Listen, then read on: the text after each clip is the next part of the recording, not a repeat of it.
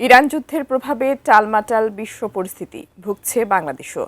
Hormuz প্রণালীতে ৪০ দিনের বেশি সময় ধরে আটকে আছে বাংলাদেশি জাহাজ। তবে এবার বাংলাদেশের জন্য ইতিবাচক সংকেত দিয়েছে ইরান।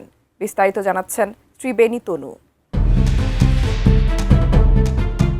মধ্যপ্রাচ্যের উত্তপ্ত পরিস্থিতির মাঝে হরমুজ প্রণালীতে বাংলাদেশি জাহাজের নিরাপত্তা নিয়ে আশার আলো দেখা দিয়েছে। সম্প্রতি তুরস্কে অনুষ্ঠিত আন্তালিয়া কূটনীতি ফোরাম আন্তালিয়া ডিপ্লোমেসিতে এক সাইডলাইনে ইরানের উপপররাষ্ট্রমন্ত্রী সাইদ খাতিবজাহাদের সঙ্গে ফলপ্রসূ আলোচনা করেছেন বাংলাদেশের পররাষ্ট্রমন্ত্রী ডক্টর খলিলুর রহমান।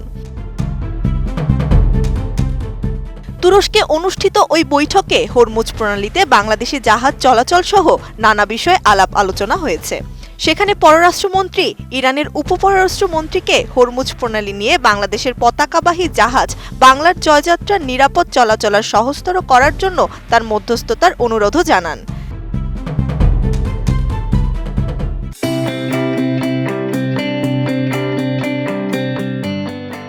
তিনি উল্লেখ করেন, হরমুজ পারাপারের অনুমতিপ্রাপ্ত ৬টি দেশের তালিকায় ইরান যখন বাংলাদেশকে অন্তর্ভুক্ত করে তখন তারা অত্যন্ত কৃতজ্ঞ ছিল।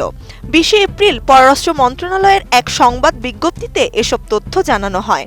এতে বলা হয়, তুরস্ক আন্তালিয়া কূটনীতি ফোরামের এক পার্শ্ব বৈঠকে বসেছিলেন দুই দেশের প্রতিনিধি।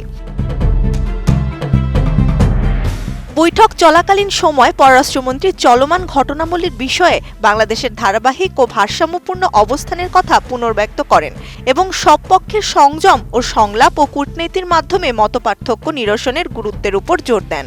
বাংলাদেশের গঠনমূলক অবস্থানের প্রশংসা করে ইরানের উপপররাষ্ট্রমন্ত্রী আশা প্রকাশ করেন, বাংলাদেশের পররাষ্ট্রমন্ত্রী পারস্পরিক সুবিধাজনক সময়ে তেহরান সফর করবেন।